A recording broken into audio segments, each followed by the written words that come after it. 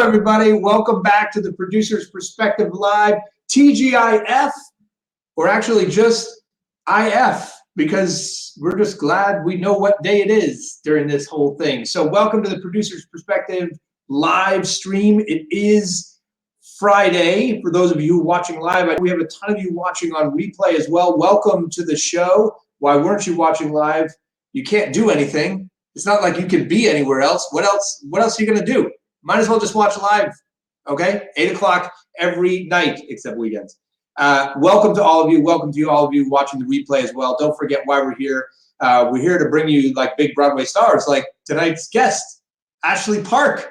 So what's amazing about Ashley is I met her really, I mean, I've seen her, you know, Broadway, you like walk by everybody. It's like a giant college campus, I feel like Broadway, Times Square area.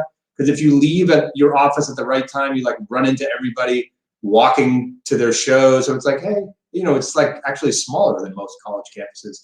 Anyway, so I met her a few times here and there, but I actually got to spend the most time with her at the Tony nominee luncheon because she's a fancy Tony nominee. And we were sitting there and I literally was like, I know she's talented, but this woman is just a very nice and charming woman. And if ever I have a live stream, I'm going to have her on as a guest someday.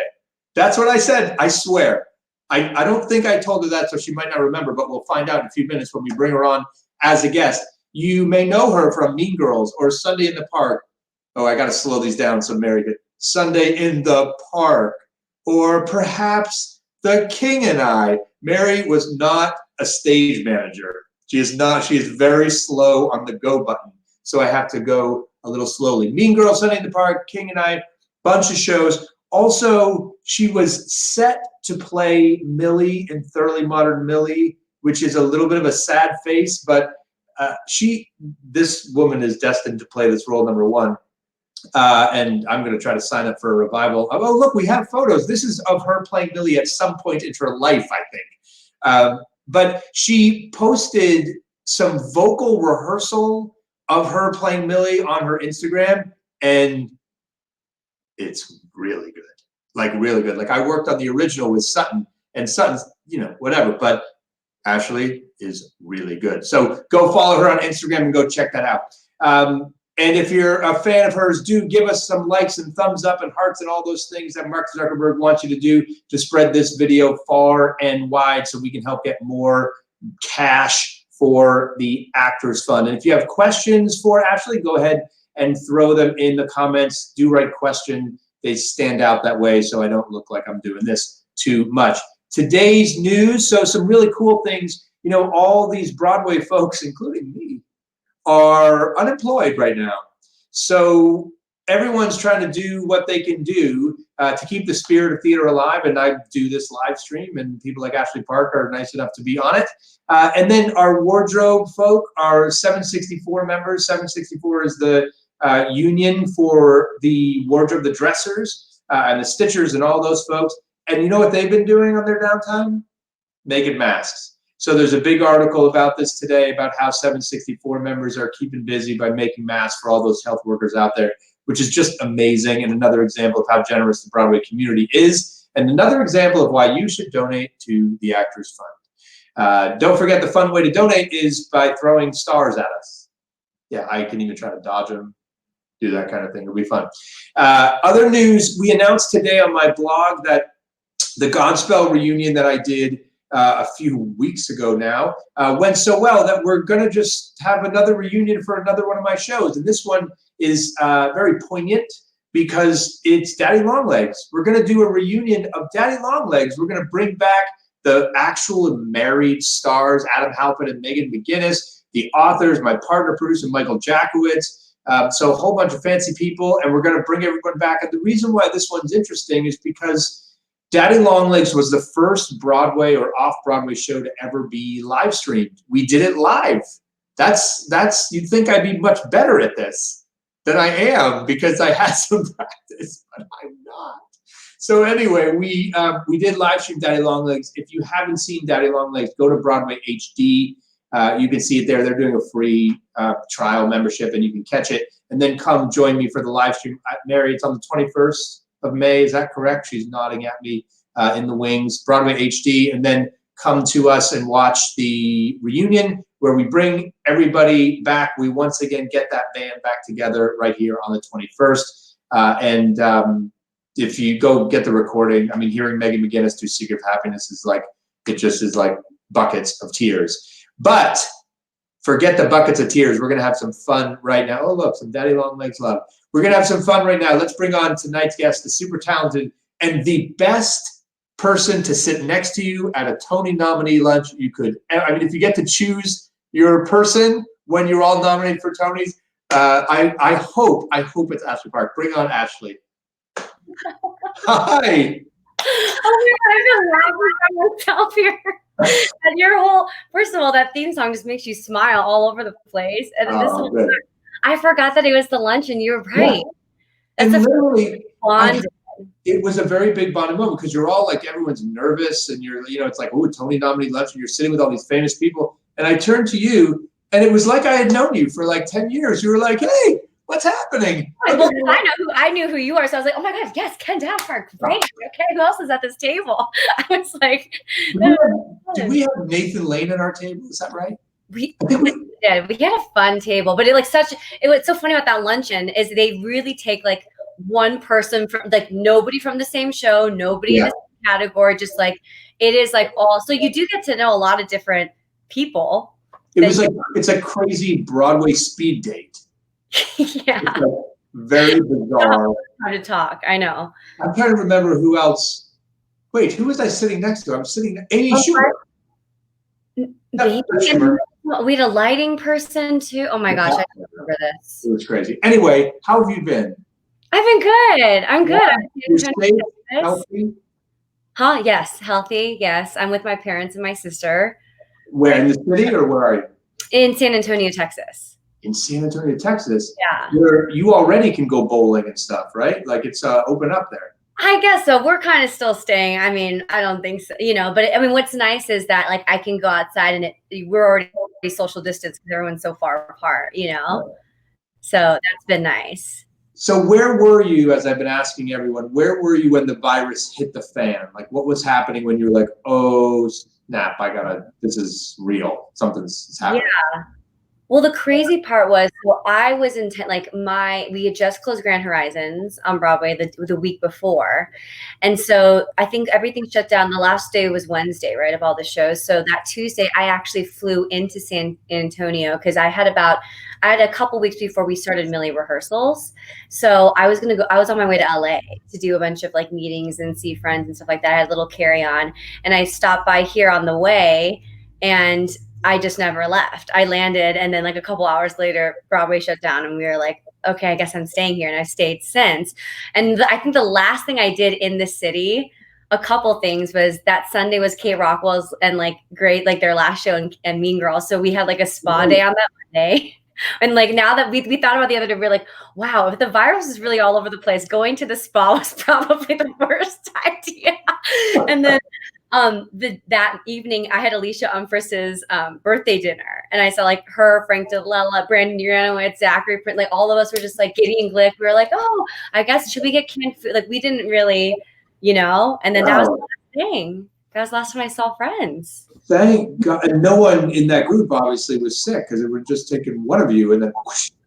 Exactly. I think so. Yeah, it was before all of it. And we were all being everyone had their sanitizers and Brandon and Zach were like, guys, everyone go to so I think I went to like Rite Aid that night and got like Chef Boyardee just in case. I don't know. I was like, so I got really scared after they were talking to me about that stuff. But yeah. So get some SpaghettiOs if you're scared. How about you? I should know this already, but you're in New York, right? Yeah, I'm here hunkered down on the Upper West Side and have been the whole time. So in the heart of it, it's weird here in the city, of course. Sure, yeah. It's starting to loosen up a little bit, though. People are starting to feel a little bit better. You can see warmer weather helps too, right? Yeah, although it's like, as you can see, it's like sweater weather today. It's like freezing cold. It's like in the 40s and rain, so it's like no fun. I know. I feel like I've only seen you at like openings and functions and stuff, and we're always like in this like a dress and a suit. It's so fun to see you and like your dad. I'm hiding my Corona cut. Speaking of Kate Rockwell, Kate, gave her husband a cut. So my wife and I were like, oh, we can do this too. No. It did not go well. Oh my gosh. Well, you should try to dye it like a fun color. Like, when else are you going to do that, Ken? We'll see. We'll see. I'll reveal it in a week. I've been telling people I'll reveal it in a week or so. So you were, I mean, this is like the tragic, one of the tragedies of this is you were set to play Millie, which is something you were dying to do, right? Yeah, I mean, absolutely. It's been something I'm looking forward. That picture was actually from high school, the one that you showed. That's so funny. Of course I was excited, especially, especially because Lear and Dick and Janine and me and Lauren and, we'd all started working on it. And just to work with like Camille Brown, she did Once on This Island, right? Just like, so like the prep was already so fun. Like casting of it was so fun. And so I think I'm actually the person, I called Lear like the first week of the quarantine. I was like, I think we should, I think this is going to be like, I think we're going to have to postpone it, aren't we? So I kind of was like front footed in terms of like not being sad about it. And like, honestly, the truth of it, I'll be candid with you. When I posted that thing that you're talking about on Instagram, that whole day, I was like, May 6th, because I'm not on, like, I was like, whose birthday is it? Like, all my friends are Leo's, like, May 6th. Why is that in my head for some reason? So I kept on trying to figure out whose birthday it was. And I realized, oh my God, it's because it was supposed to be opening night of Millie. And so, I shared that because we hadn't officially started rehearsals, but Rob was just sweet enough to be like, hey, come between your matinee and your night show, Grand Horizons, and then we'll just run through the whole score. And so, so we did. So I happened to take little clips of that and so on to share. But it's honestly, I've been teaching these lessons, like with kids, like at least like 5 on average, 5 a day, and and they're short lessons, but I wanted to make them affordable for kids because I've just never had the time to do that. And what's fun is that like I've been donating all the money, like as you're donating your time right now too, to the Actors Fund and Broadway Cares. But like, it was just truly like, that has been seeing them sing these kinds of songs and stuff. I just remembered, I was like, of course, I wanted to do Millie because of that in their eyes and seeing it so up close. And I'm grateful for this time to like, 8 shows a week is hard. I would have gotten through doing Millie, but now I'm excited. Like I do feel that it will happen at some time in some way. And like, I'm so excited to be like even more ready. Like Millie's going to be like, I am in Manhattan and we are doing this. All these shows set in New York City when this thing opens back up again. I mean, it's going to be something. Yeah. I mean, you think about like Company too, like just so many, shows that like part of the character of the show is the city of New York, right? You're just it could be the most tragic show of all, and people would be jumping to their feet like when the curtain goes up. You can like King Lear. People are just like, I'm so excited. The idea of like thinking of so many shows, like at any point in the show, there's something about like gathering or like togetherness or like missing something or something like that. And like, I just feel like even shows that have been running forever, like what is a show like The Lion King going to feel like when you watch it? Or like things about people feeling alone and stuff like that. You're just like, oh my God, it's going to ring so differently. For sure. So tell me like besides teaching, what else are you doing to fill your days as we wait for the lights to come back on again? Yeah. What I love about our community too is like everybody, is so like creative and so like, okay, these are the parameters, let's do it, And so I've been doing a lot, like I did like Dracula, the second episode of that podcast. So like so many projects, and it's been funny, like for like a social person, like I have loved having this like recuperating like alone time too, but like I feel like I spend like 18 hours a day on Zoom. And so I've been like, okay, I gotta also spend time. I'm spending time with my family, like doing things I think I like have them here. Hold on. I've like really got into watercoloring. Ooh. Oh my God. Send me your address. Don't put it here, but and like, I like just got into like succulents and stuff. Oh, where's the camera? This is amazing. Like this, or like send me a picture. I'll like send you. I'm like obsessed with these. So I think I'm going to start like sending cards to people. You should throw them up on Etsy. I mean, those are beautiful. Right. Awesome. Well, some of them are not. Like this one is not it. What is that? Ken, what is that? I don't know. That's like a strange turkey that's like Flowers. near a radioactive plant or something. Yeah. I don't Yeah. know. But so like that kind of stuff, yeah. Did you watercolor before, or is this like a new thing that you just picked up? No, it's a new hobby. And I'm actually, well, because I was here, and usually when I'm home in my apartment at home, I at least have like a guitar and a piano. So I'd be like there all day, every day, you know? But I'm here and there's nothing here. Like people know, I ordered a flute on Amazon. I haven't touched it though. It was just like in a panic of like, I need something musical. A flute is small. Why the flute? Because it's small, but like it's really hard to play. Like I can't play it. You picked the instrument that you wanted to play just because of the size of it.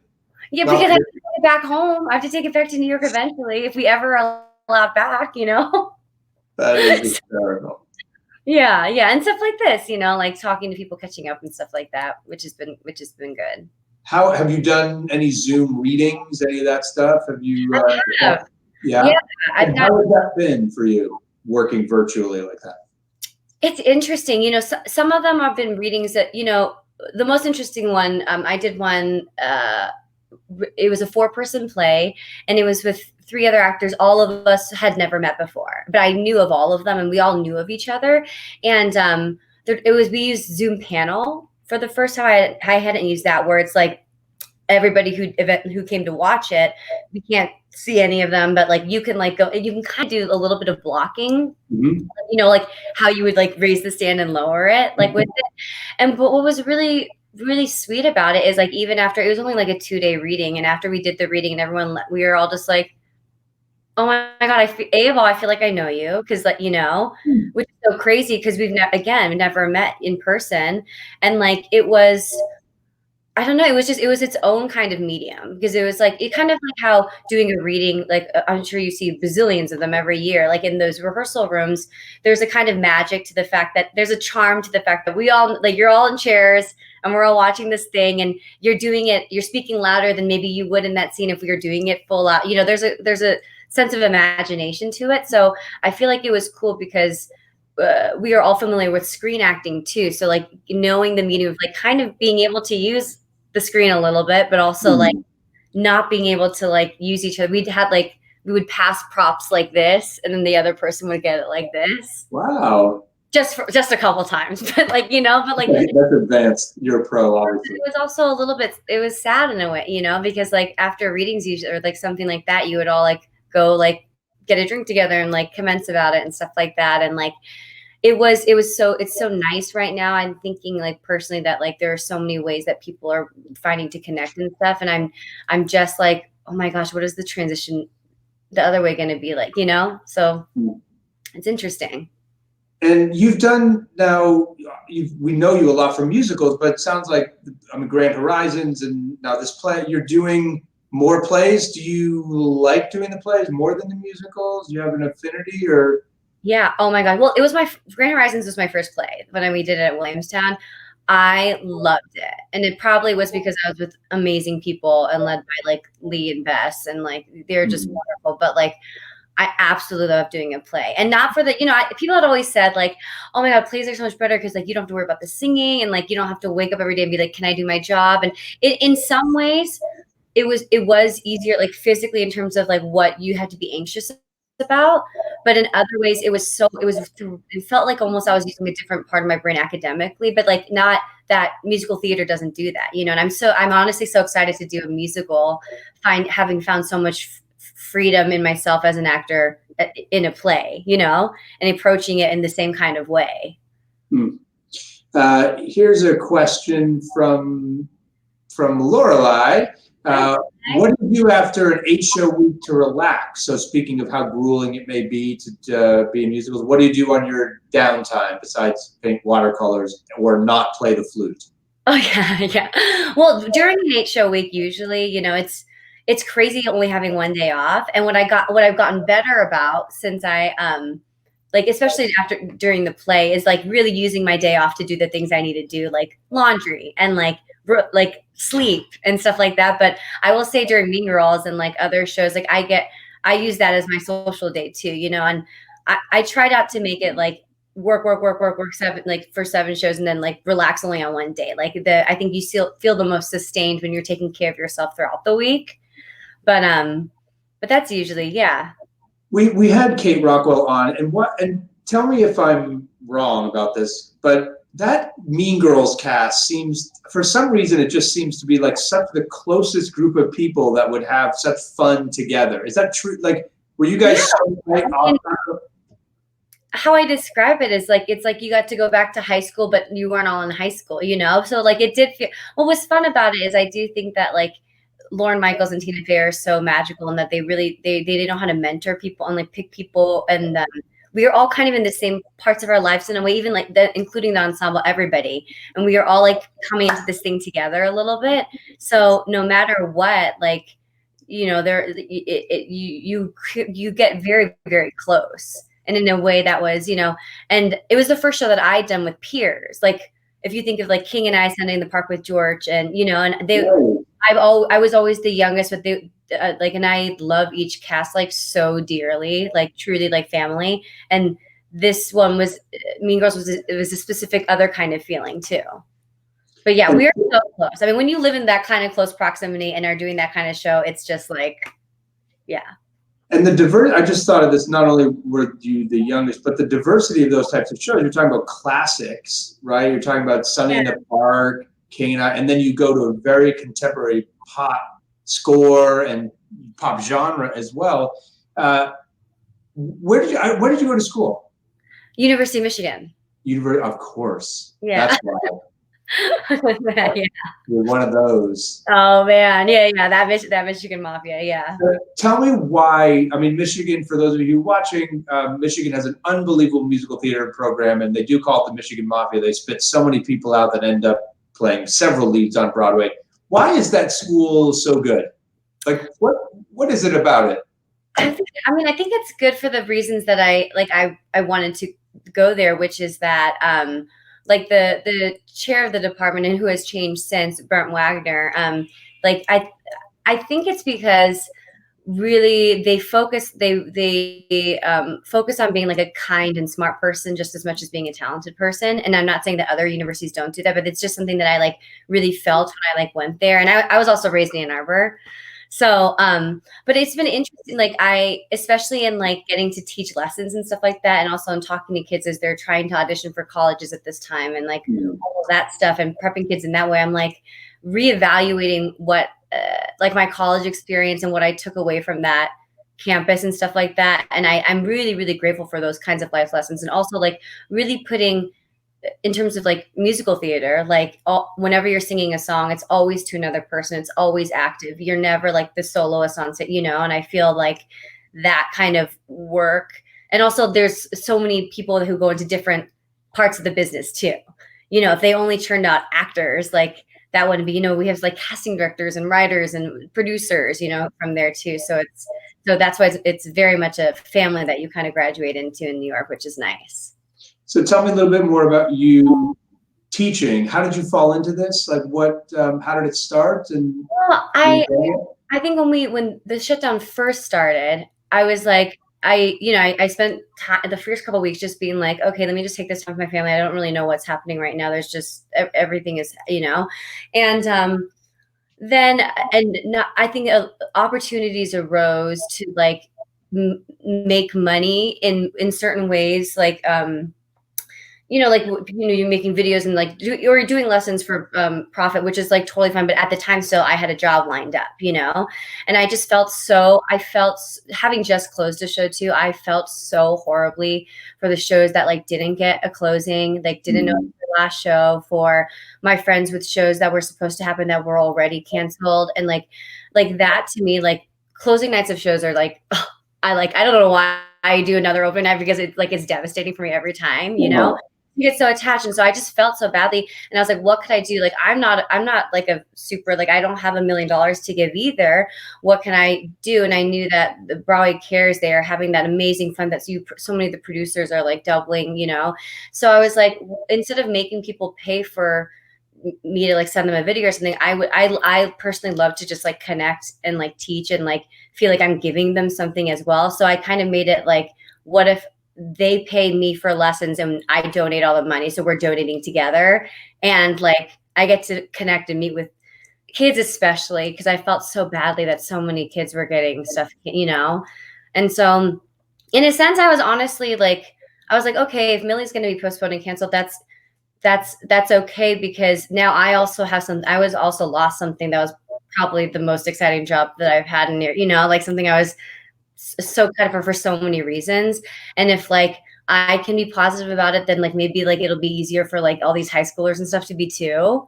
You know, otherwise, if I still got to do my thing, it'd be like, well, actually, be quiet. You get to do your, you know. So, so I kind of just fell into that, and I had no idea what I was doing. Like, I'm so not. I was like, I'm going to create another Instagram and like just DM me. And I was like, I can't. I don't know how do I schedule these lessons? So I actually had some like people donate their time, and one girl, her name is Eunice.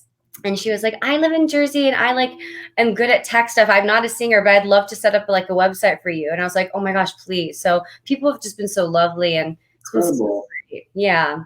What I love about what you did is, and I forget who it was, this happened with several of the folks I've had on. They've been like, I didn't know what to do, and I just did it, and it's now working, and now you're giving money back to Broadway Cares and all that, and it's just fantastic. So let's, there may be some actors watching, performers watching tonight. I just looked at the screen actually, and I just realized that I look very short. Like I'm like I don't know what, I'm like those old Tim Conway, like dwarf on. Hey, so I just also like I love that your painting matches your hat. I need to like sit like up, I guess. Okay. No. Mary, what the? How could you not tell me how short I look? Wait, you had Rob McClure on earlier this week, right? Those things are beyond. They're beyond. If you ever want, like, I was like, I don't know. I was like, I felt seen by these, and I'm not even a conductor. It's just so good. Anyways, it just reminded me of that because you went like this, and I was like, oh, looks like. Yeah, he had a good one today. Yeah. You watched it today? Yeah. Oh, I haven't watched it. You gotta wait for it. That's all I got to say about it. We're talking about Rob McClure's Instagram, everybody. His conductor cam. Go check it out. But anyway, loving that stuff. Just things. Rob had his 30 minutes. Let's get back to you. Okay. So, Ashley, yes. I was wondering, what is you've auditioned for a ton of shows, right? And you get some, and unfortunately, you don't get others. What's your biggest tip? If you could only give all the performers out there one tip on how to nail more auditions, what would it be? Can I get like 1.5? Well, like the first thing that's not a tip that like is just an obvious is like be as like I think our goal is to make ourselves as comfortable as possible in the room and make everyone else as comfortable as possible too, right? But so be prepared. That is just a given. But I think for me, what I realized is as soon as I stopped thinking of it as I think when I started thinking of an audition as part of the process in the workspace, so instead of it being like, I have to show them that I can do this part right, and like, I would think of it as this is my 10 minutes, 2 minutes, 15 minutes of an opportunity to like just be this character for this. This is the time that I get to be it. And if this is the last time I get to be the character, then that's what it was. I got to do it for those people. And if not, then so thinking it as both a performance, but also as just a process and not a product at all. And I also like, I think that it's helpful just not to take it. If you just, I don't know, if I think about the character more than I'm thinking about myself, then it always makes me feel better after the audition, even if it doesn't go my way, you know?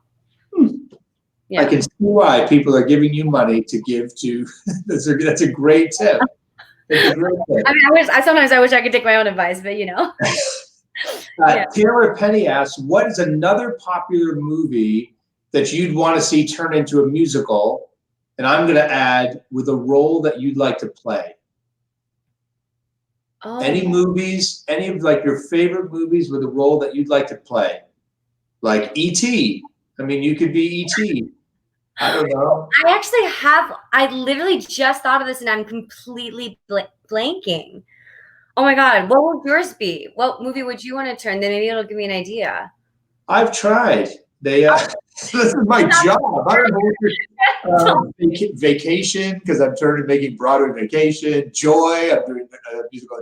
That's what I do. I'm just trying to steal an idea from you and then come back and be like, Ashley, I have an idea. Would you like to an idea? Yeah. Oh my gosh. Wait, that's such a good question. I really want to answer because like, why would I not answer this, especially to a Broadway producer right now? Well, I'll tell you what. I will. You just put it on your Instagram or DM me or something, and we'll okay.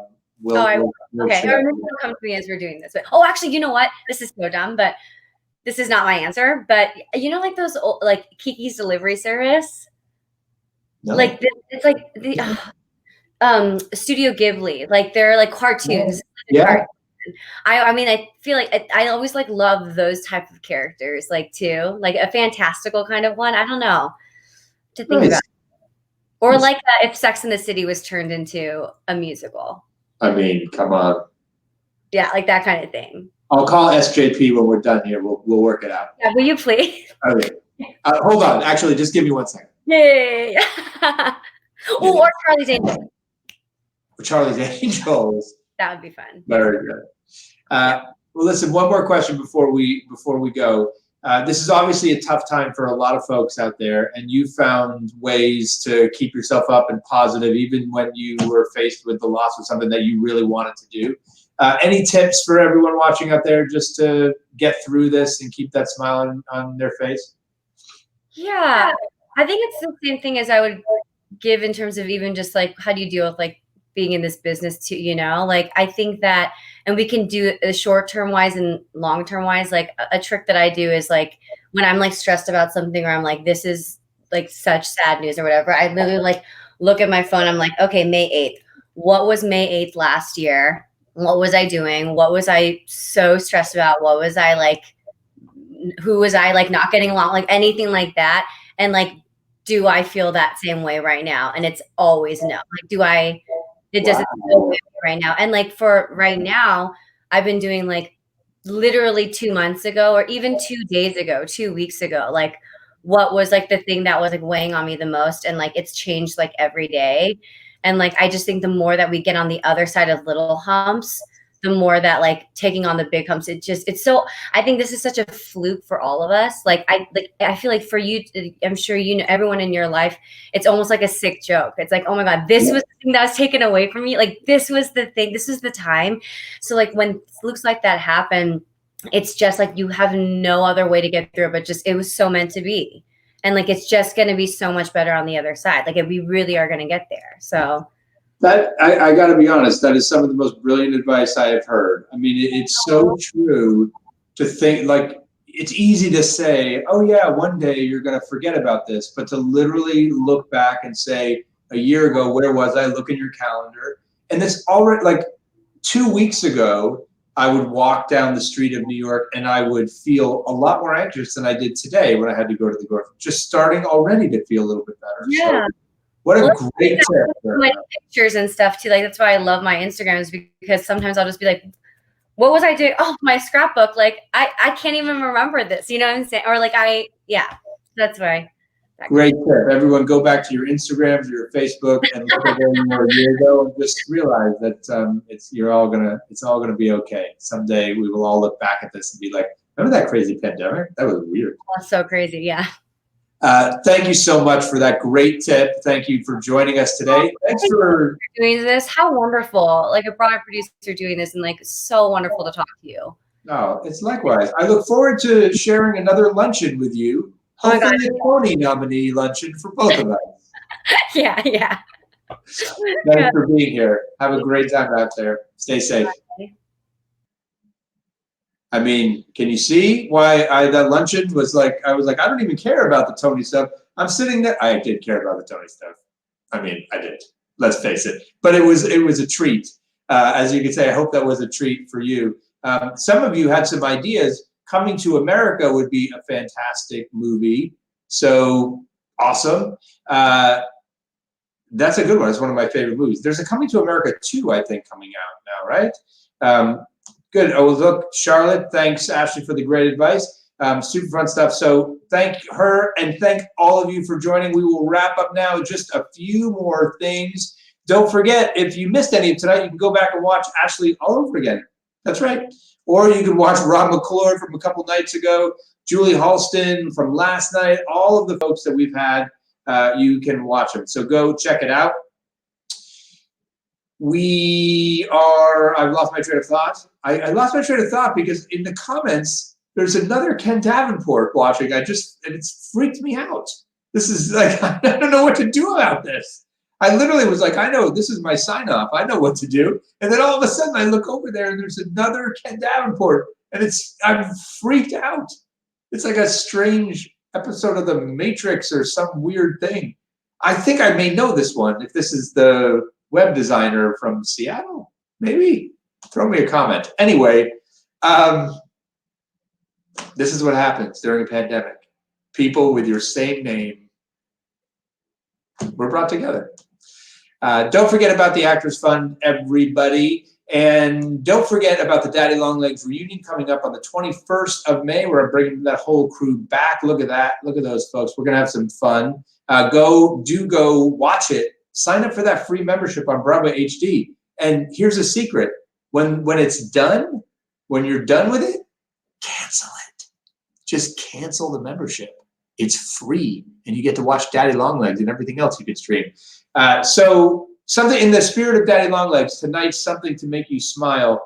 Oh, it's so timely. Look at how it all comes together. I wish I could say I planned this. But the University of Michigan, remember when we were talking about that with Miss Ashley Park? The University of Michigan musical theater program covered that big song from Daddy Longlegs, The Secret of Happiness. It's one of the sweetest, sweetest songs from the show. Go check it out at theproducersperspective.com/smile. It will have you smile. It may have you shed a tear because they covered it in all the crazy social distancing ways we need to do. That's it for us tonight. Go watch that video. Thanks to Ashley. Tomorrow night, nope, not true. Tomorrow night, Saturday night, date night. We're all going. No, we're not going out. Monday night, Santino Fontana, Tony Award winner Santino Fontana from Tootsie, Cinderella, a whole bunch of shows. We're going to have a good time with him. Maybe he watercolors. I don't know. I've never sat down with him at a luncheon, but we're going to sit down on Monday night. I'm just going to sit a little higher on Monday, I've decided. Just a little bit higher. Good night, everybody. Getting the band back together.